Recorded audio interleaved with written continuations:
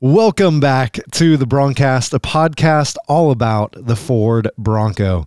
I'm your host, John Melton. And I'm Donnie Whiteman. We are two Bronco enthusiasts who own Broncos, work on Broncos, and love talking about the Ford Bronco from Generation 1 all the way through Generation 6.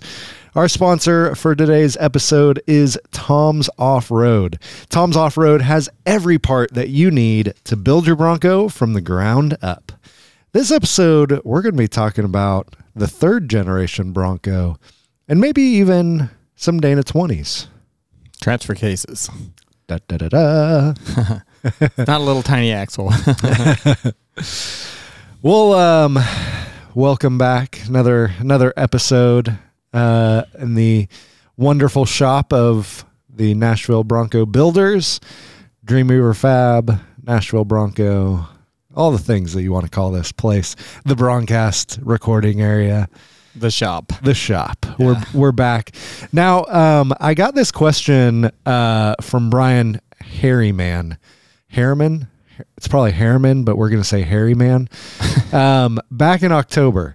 Now, if you haven't listened, we did an intro to the podcast, kind of kicking off. We were kind of like, oh, what do we do with the podcast? And so our wonderful podcast producer was like, you need an intro. So we recorded this 6-minute intro at his house, at our producer's house.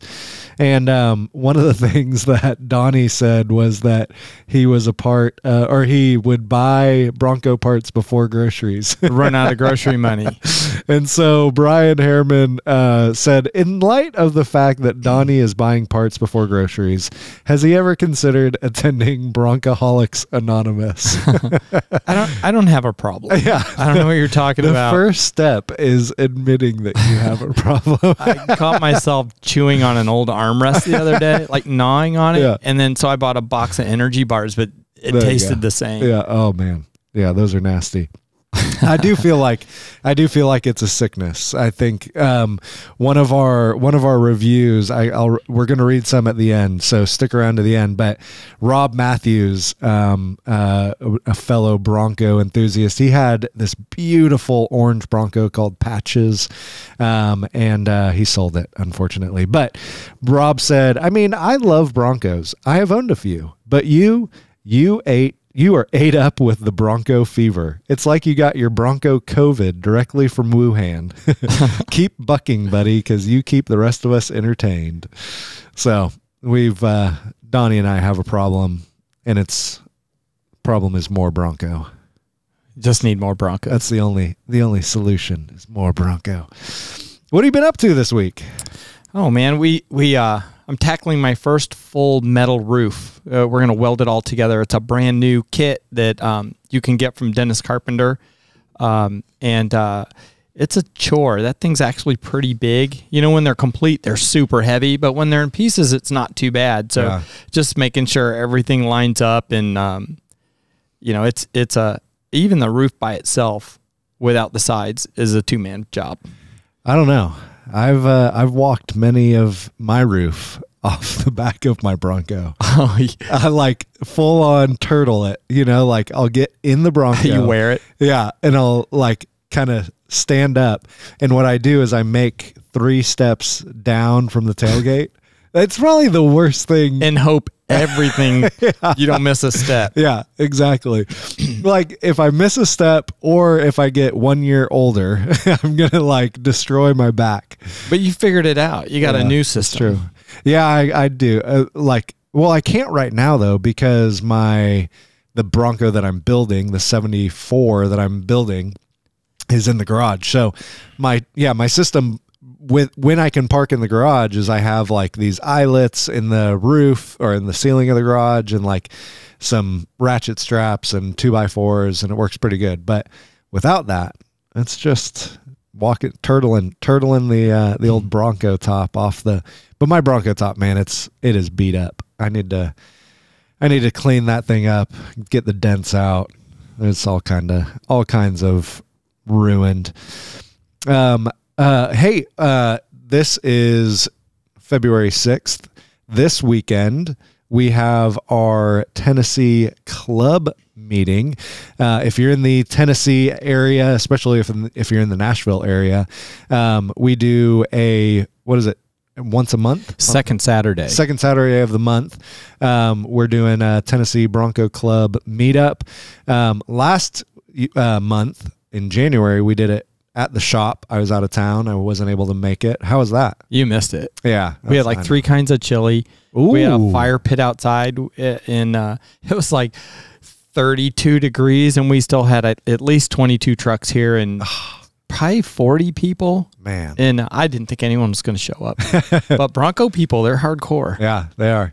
Well, we're not doing this one here at the shop. We're going to do it at someone else's place. So definitely follow along on the Tennessee Bronco Club if you're in the area, but also just our regular, wherever you're at, find the Bronco Club in your area and join it. Even if you're a new Bronco guy, 6th generation Bronco guy, or a 1st generation guy or girl, whatever your pronoun is, or just, find a club and join the club, because really it's such a great place to meet other fellow Bronco fans, enthusiasts that, have a passion for it.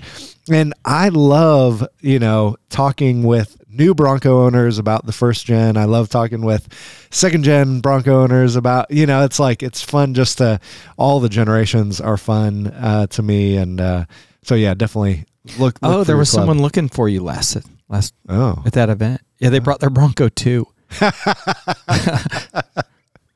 I'm a Bronco. I don't know if you noticed, but since December 25th, I'm a Bronco 2 club member of some random Bronco club. That's right.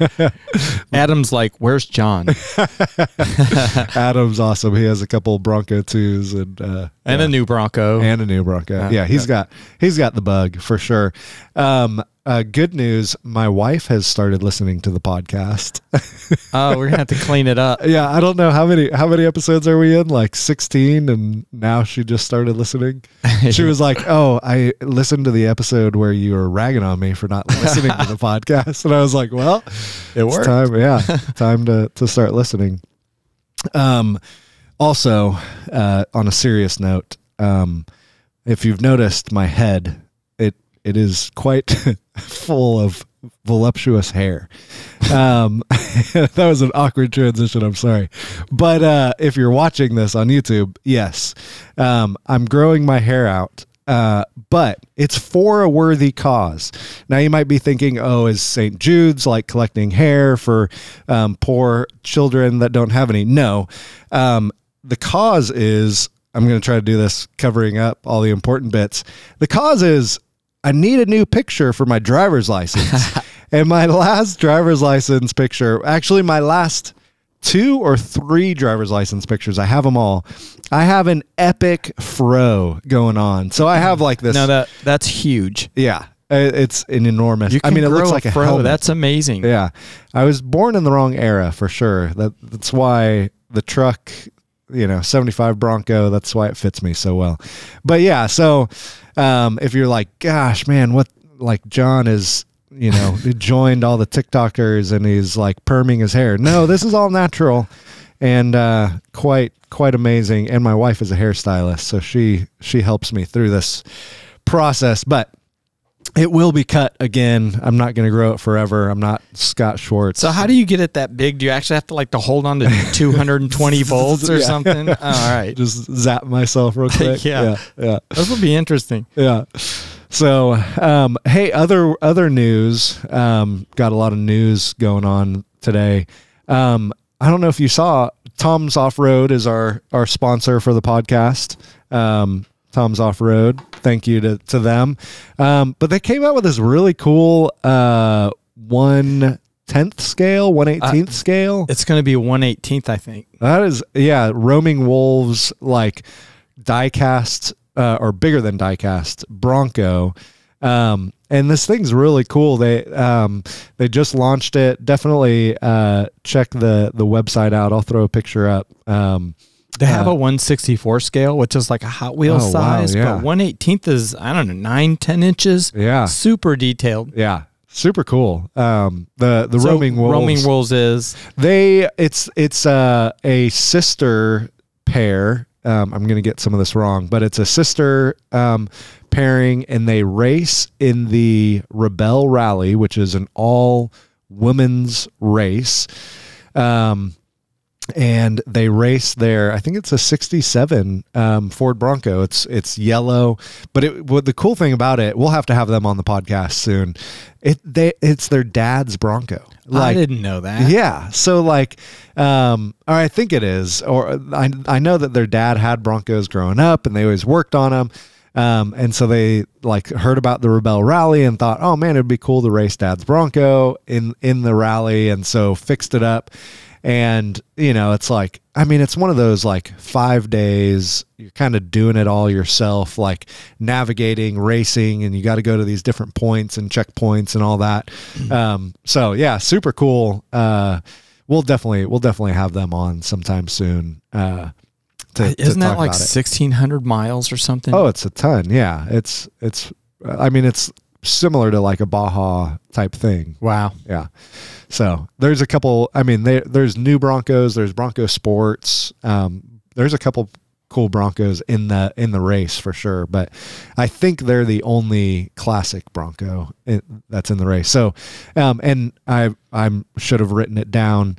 Every portion of the sale of each of those 18th scale models is going to something. It's for a good cause. For a good cause, yeah. I should have written it down, but that detail eluded me. But yes, so buy them because it's for a good cause.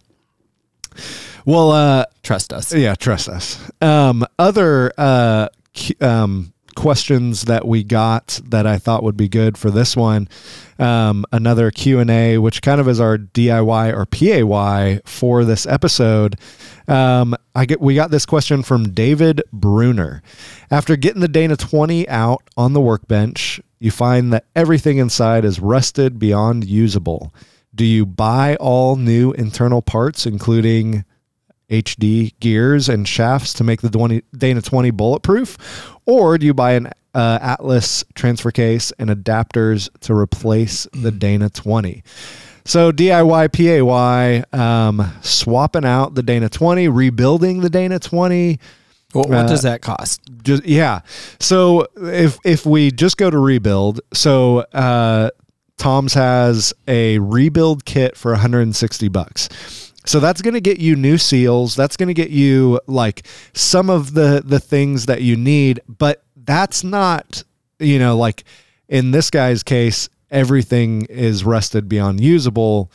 That $160 rebuild kit isn't going to be enough. Mm-hmm. So likely you're also going to need a new output shaft kit, and that's about $500, just under 500. And then you're going to break parts. I do. Every time I do an upgrade, I break like 7 different things. And so you're going to need a little bit, of other gears and stuff like that you're going to have to replace in there. So, you're looking at probably $700 hard cost, maybe even up to $1,000 cost plus some elbow grease just to rebuild a Dana 20. But then that you've rebuilt your Dana 20, and it's actually fairly simple. It's a fairly straightforward. You need to know the nuances of pull this off first, do this, then do this. Like there's an order to it, but it's not a super complex upgrade. Can I ask you now, how many wrenches would you give that? I know. I originally said 5 wrenches.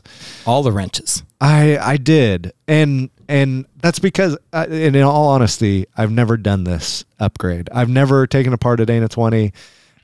It's something that I'm looking forward to do on my 74. But and your YouTube channel. On my YouTube channel. Cool. But here's the thing. So you could be up to $1,000 on this. Yeah. Tom's our sponsor, sells them for like $995. Rebuilt and painted blue. Ready to go. That's an easy button. Yeah. Right? Yeah. So I'm like looking at it like, okay, well, I probably should just rebuild one just to know how to do it. Like a couple of my buddies, Matt's Garage rebuilt his on YouTube, and then Alpine Garage rebuilt his on YouTube. So I'm like, these guys have done it. They're more mechanically inclined than I am. I could probably do it too, but yeah. If you don't know where the transfer case is in your truck, look for the big black ball of grease that looks like a dirt clod. That's your transfer case. Hanging off the back of transmission. It's right in there around the end of the transmission. That's what it looks like. Yeah, it is nasty. And yeah, honestly, like it is something that should be rebuilt on the early Bronco. And because it's probably never been touched in the 50 years that your truck has been driving on the road.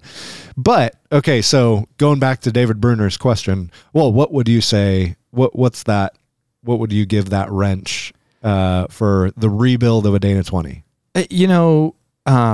There's not as many. It's not like a transmission, so right. I'm going to give it a solid 4. Okay, yeah, it's doable if you have the patience for it. But it goes together one way. And you take it apart one way and you do everything in reverse when you put it back together. Yeah, exactly. So, and there's a lot of, even if you just take your Dana 20 out, it's working fine, and you clean it and you put it back in, you're just like, look how shiny that thing. Let me show you my transfer case. Come down here on the ground with me. Yep, exactly. So to answer David's question, an Atlas transfer case is $2,500 to $3,000-ish. Depending on where you go to find one. Brand new. Yeah. Super strong. So what I would say to his question is this, like if you're planning on making this your off-road, like wheeling Bronco that you're like just beating on and you're putting 37s or 40s on it. Yeah. Atlas is definitely going to be way stronger than a Dana 20. But for most of us, we're going out and cruising in our Bronco and maybe doing some light wheeling, and we might hit things a little hard, but it's not like we're constantly going out and going wheeling. So I would say rebuilding a Dana 20 or buying a rebuilt Dana 20 for around $1,000 and putting that in is definitely the way to go, instead of an Atlas transfer case. What would you say? Well, if you think about this, almost all of the Broncos running around have an unbuilt original Dana 20 under them. That's how durable they are. Yeah. So it's not like it's inferior. It's just, probably time for a rebuild. Your truck's going to leak from one bumper to the other. The Dana 20 is probably one of those leaks. Yeah, exactly. I also love one of our listeners, Tom Anderson. He rebuilt his Dana 20, and he sent us some pictures to questions@thebroncast.com. You can always email us there. But Tom said, I didn't even consider an Atlas because I really wanted the twin sticks, and the cost, the JB custom fab twin sticks, the cost of the Atlas was out of my budget. So, some pictures of his truck there just so you can kind of get an idea, but he rebuilt it and, it was like, no, an Atlas isn't even in the equation, as I'm doing this. So, some food for thought, there, if you're looking to replace the Dana 20 or rebuild it or, but if you're just replacing it, 2 wrenches. Yeah. Oh yeah. I mean, literally, like if you're pulling it out and putting one in. Yeah. That's easy. You have the bracket there, the transfer case bracket that connects to the frame. That's probably the hardest thing to get out. But yeah, once you do that, it's easy. And man, once you replace those bushings, everything will kind of ride a little smoother. So a good upgrade for sure. Well, moving right along, 3rd generation history. So we're talking about the 3rd generation today, the 3rd of the Bronco installments. We got double the 2nd gen last week with our Courtney Barber episode. If you haven't listened to that, definitely give that a little listen. And a special tease for next week. we're going to have a special guest talking about the 4th and 5th generations, and it might even be the king himself, Mr. Todd Zerker, talking about 4th and 5th generations. But 3rd generation today, Donnie. Yeah, are you ready for the 80s? Yeah. It's a wild and crazy time. Yeah, Ford continues with their freewheeling graphics. You know, it's the 80s. The outfits with the sunset fade colors on your shirt or your sweatsuit. Oh, yeah. Whatever you're wearing. Yep. MC Hammer pants. Yeah.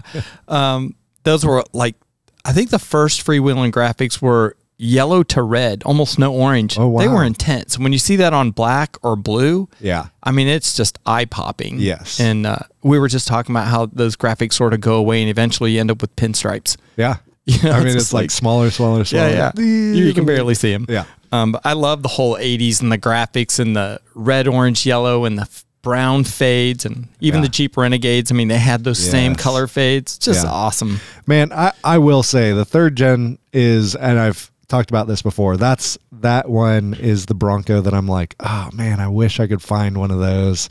I just think they look so cool, and it has the, you know, kind of the 2nd gen looking grill on it, but yet the, you know, smaller body style and all that. I really like how they look. Well, you know, yeah, so they changed the Bronco quite a bit with the 3rd gen, which is funny because it went from, say, I think they were 2,500 pounds, and then they gained 1,000 pounds. Wow. For Gen 2. Wow. Unless I got that wrong, it was 3,500, 4,500. And then when they came out with the Gen 3, they cut 500 pounds out. They literally went halfway back to the 1st gen Bronco, and they made it a foot shorter. And it was like 1.1 inches narrower. But they tilted the windshield back. They curved the windshield, wrap around front bumper. I mean, they really did a lot to change it from the 78, 79, which I always think of as like a Bigfoot Bronco. You know, that's the same grill. Yep. And there were a lot of changes, but weight, I mean, they lost 500 pounds. I mean, that's hard to do. Yeah. Yeah. Yeah. And this is the, you know, beginning of the twin traction beam, which is like what we call IFS today, but you know, that started, and the, you know, with that, you've got just all kinds of, there's a lot we could talk about with that, but it was just interesting to me that this was really the first SUV that had kind of independent front suspension, or the beginnings of it. It was still a Dana 44, but it was this twin traction beam type of thing that really is what we kind of model our IFS after today. That is on your 6th gen Bronco today. Completely independent axles. Yeah. We were trying to figure out a way how to explain this on the air. I know. And it's chopsticks, pencils. How do we do this? Yeah, I mean, like if you imagine, you know, the difference is a solid front axle. 2 wheels are attached. I'm holding a pencil in my hands. For those of you who can't see. 2 wheels are attached to one, you know, solid piece of, you know, axle that has axle shafts and gears and stuff like that in it.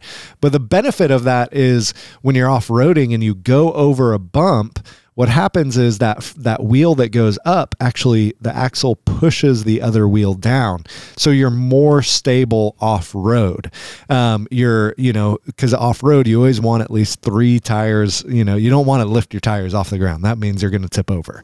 They call that articulation. And, and it's like a propeller. When one propeller blade goes up, the other one comes down. And it's like how much pushes the other one travel. Down. Yeah. Travel's probably not the right word. Yeah. How much does it articulate? Yeah. Yeah. You know, with my 75 Bronco, I have a picture where we were over at Duff's and we lifted it up on a forklift, and I think we got it up 36 inches, you know, so like one tire is 3 feet off the ground and the other 3 are still on the ground, you know, and so that's the benefit of a solid axle. But IFS, you kind of snap the pencil in half and you have 2 separate moving pieces. So when one wheel goes over a bump, when you're driving down the freeway, the other wheel isn't affected. And that's a really comfortable drive. I mean, that's what all of our vehicles are these days, except for the Jeep. You know, and it's a really nice drive on the freeway, down the street, when you're just cruising along, but you don't get the articulation that a solid axle has, and it's kind of lifts that other wheel up off the ground when you are off-road. But you do get a really smooth ride. Yeah. So, but so we were looking at diagrams of this, going, how can we explain this? But it just kind of looks like you took a straight axle and cut one side of it off. So you've got the hog head, or the gears in the middle, and then the axle going to the wheel, solid axle too. Solid axle half. And then the other side is like an independent axle, like today, where it's got a separate drive shaft and it moves up and down. And that's the best way I can explain it. Yeah. Yeah. It's like half solid axle, half IFS. Yeah. Yeah. But because the solid axle moves, it becomes a full IFS. It's really ingenious, because they've had that twin beam suspension in the early 60s. It just wasn't 4-wheel drive. Yeah. Interesting. And then the other thing, talking about transfer cases, this is when they introduced the NP208 transfer case, which you were talking about shaving off weight. They actually shaved off, I think it was like 80 pounds, because they went with an aluminum transfer case instead of the Dana 20 that we were just talking about. That's all steel, gear driven. But the NP208 is belt or chain driven. So it's lighter weight, and you know, probably not as good as a Dana 20 or like an NP205 that's also gear driven, but still good for light wheeling, light use. Well, what was interesting was they actually did they had this. With the new transfer case, they had the automatic locking hubs. You know, you don't have to get out and turn the hub anymore to lock it in place. It was this whole new automatic locking thing. So it was like, that was part of the, you know, part-time 4-wheel drive, was them just kind of, you know, like figuring out how to do this stuff. And think about that too. Like, you know, on your Bronco, think about if you had to hop out and actually lock the hubs on your, you know, new Ford Bronco. It's like, you wouldn't want to do that. Like, it's so much easier. Like when I was going on the trails and I just push the button, you know, and it's like, lock the rear hub, or lock the, you know, rear differential. And it's like, dink, done. So that was kind of jumping out in something you're stuck in. Yeah, exactly. Mud pit, 3 feet of water, you know. I think one of my favorite things about the full-size Broncos are the interiors. I mean, the trucks were bigger, so you had more room to work with, but captain's chairs. Oh, yeah. I mean, it was a lounge inside this. Plush. The Bronco was a lounge. Yes. You know, and I just love that. They had plush carpet. They had armrests. You know, there were just all these things they didn't have before. They kind of reminded me of, like, you know, those ants, those crazy swinging ants that you had. They had the shag carpet, everything but the disco ball. Yeah, you know, that's what you got when you went inside a full-size Bronco. Yep. It was all about comfort. Yeah. Yeah. Super, super nice. I think, I forget if it was 3rd gen or 4th gen that started the Eddie Bauer, and it was like these overstuffed seats and all that. It was just, yeah, the interior of the Bronco quickly became like the hangout spot. Like, there was room for a ficus tree inside. I mean, it's just like, it was like the hangout. Yeah, and moving into, you know, the drivetrain of the Broncos, they started, man, in the 80s, it was like the Bronco finally got the 400 cubic inch, you know, big engine for these things. So you had the 302, the 351, then you had this 400 cubic inch, and you had, I think it was still had the 300 inline six, or was that later that one came? But it was like, man, they really were going big with this. But the craziest part, I still think this is so crazy, they had a 32 gallon fuel tank. Like fuel embargo was over. Yeah. It's like, here we go, you know, like this thing. And they boasted 15 miles to the gallon on, I forget which one it was, probably the inline six, but you know, it's like that's not 15 miles to the gallon, but still on a 32 gallon tank. Like, well, and I like they call it that they offer this new 6.6 liter engine, which is like a 400 cubic inch engine. Yeah. And it's just like, it's just bigger, buy it. You know, go big or go home. Big. Yeah. But I love that. I mean, you don't see many of those 400 cubic inch engines around. I think that was like the F250, F350 like engine, you know, before you got to the diesel stuff.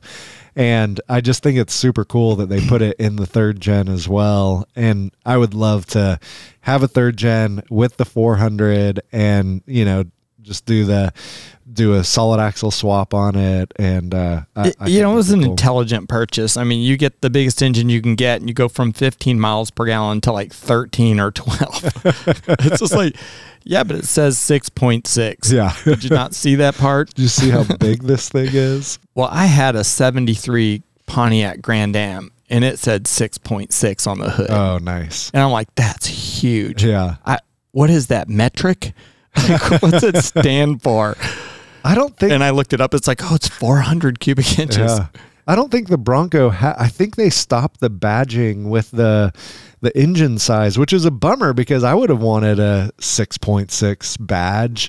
I think that would have been super cool. But I think they started going more XLS, XLT, custom. Like that was their badging on it. But yeah, I bet because they were more it really did like in the 80s the Bronco became more about like the look and the styling, and you know, it was like just everything screamed 80s, the painted stripes, you know, it was like all of that stuff that's what the Bronco became.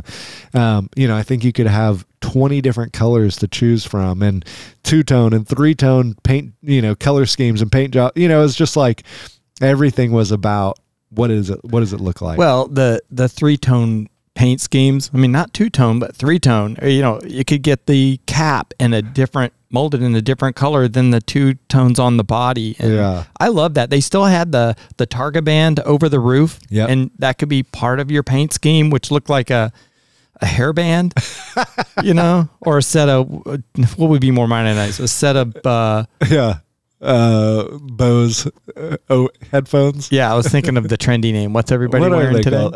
This is how not trendy I am. This is how not trendy either. Josh, help us out. What are the headphones that all the cool kids wear these days? Beats. Yes. Beats. I got it. I got there. I'm still young and trendy. Oh, because like beat like music. Yeah. Oh, I get it. Pooh. This episode is going down. I still have my Walkman. If anyone else is laughing, will you just at least let us know that you have found some humor in the lack of style that Donnie or I have? Oh, I thought you were just going to nail me with that. Okay, nice. Fair. That's true. I did come up with beats. I've got more. But yeah, I think the 80s it was a pretty cool era, 80 to 86 on the third gen. What I think is interesting, though, so the second generation sold almost 200,000 units in 2 years. 78, 79 was almost 200,000. That is almost the same of all 11 years of the first generation. Like, I think that is huge numbers. And then the third generation, we don't even have numbers. I couldn't find them. They don't want to talk about it. I know that no one wants to talk about it. We have in our notes that Marty to report to find the numbers, and neither of us did. I gave that to you to do. Yeah, you did. I know. If you go to Marty report, you can get all of that because you know, they have numbers for like even the limited production runs, like how many of the special model did they make. So you can find out anything you want to find out about your Bronco by giving the VIN and buying a report from them. Yeah, yeah.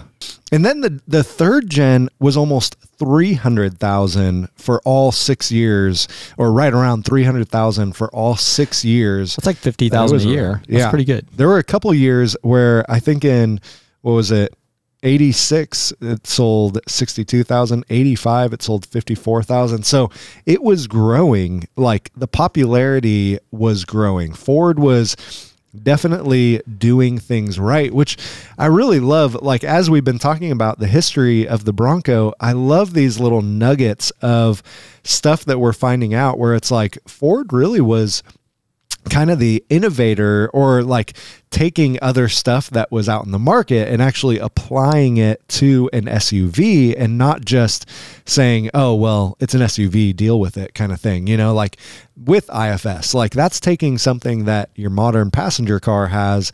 Hey, let's make it more comfortable on the road, you know. But even back to when, you know, Ford put coils and shocks up front because the Jeep had, you know, the Leaf springs. Leaf springs. Thank you. Yeah. Like, you know, they were continually innovating on the Bronco and making it better, which I think is something that we can all appreciate and we've all come to love about the Bronco. I feel like Ford learned a lot in the first 11 years of the early Bronco. They did whatever they wanted to do, and they weren't really customer oriented per se. I mean, they had this design idea and they served it to you. Yeah. And they kept serving the same thing to you for a long time. Yeah. And then when they got to the full-size Bronco, you got anything you wanted in there. The ficus tree. I mean, you got whatever you wanted. So I feel like they really shifted and their market share grew as a result. Yeah. Yeah, for sure. I don't know if you remember this, but in the movie Romancing the Stone with Michael Douglas, there was a third gen Bronco in that movie, and my mom loved that movie. I mean, I felt like she watched it all the time, so it was always kind of going in the background, and I'd always wait for the part where they had the Bronco. It was called the Little Mule, and yeah, the Little Mule, and it like jumps this river, you know, and it was like just this epic scene where they get away from the banditos who are chasing them, you know, or whoever it is, and on the little mule, yeah. And it was such a great part of that movie. But I always think of that with the third gen Bronco. Well, another episode coming to an end. Yep, it was a good one. It was fun talking about third gen Bronco. To tease, next week we have Todd Zerker on, but also we've got some giveaway stuff. So we've been talking about how if you leave us a review on iTunes and take a screenshot of it and send it to us, then we will send you a little sticker pack. Obviously, we need your address. But a couple of them today. John Keefe sent us in one, and Scott, I won't say your last name, Scott actually emailed me and said, hey, can I get a hoodie as well? And I said, yes, you can buy one. And so he gets stickers and a hoodie that he paid for. But I wanted to read their reviews because I thought they were great. Two really good reviews. Scott said, finally got my 1974 early Bronco, and I'm loving this format while in the car to feed my obsession. Plenty of good advice on repairs and where to find products, even if you don't yet own a Bronco. It's great automotive talk. And then John said, I really enjoy this podcast covering everything from first gen to the newest and all the talk on upgrading and how to fix things. Such a great show. So thank you guys. Definitely leave a review. And if you want to, you can leave a review like Bronco Sport did, which their name gives it away. They said, never disappoints. Hands down, one of the top 20 Ford Bronco podcasts. Top 20. There's three. God, I'm glad we made the top 20. Yeah. So thank you, Bronco Sport. He wasn't bold enough to share his address with me.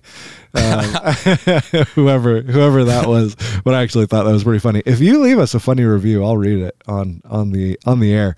But yeah, if you want a sticker pack, and just to tease, we've got some really cool giveaways coming up because Tom's Off-Road is awesome. And they were like, hey, what if a part of sponsoring your podcast is we give you a bunch of stuff for you guys to give away? So we're going to be giving away a lot of really cool stuff. Yeah, it's going to be a lot of fun. So stick around. Thank you guys so much for listening. Thank you for watching on YouTube. If you're on YouTube, leave us a comment. Let us know how we did. We'll be talking to you later.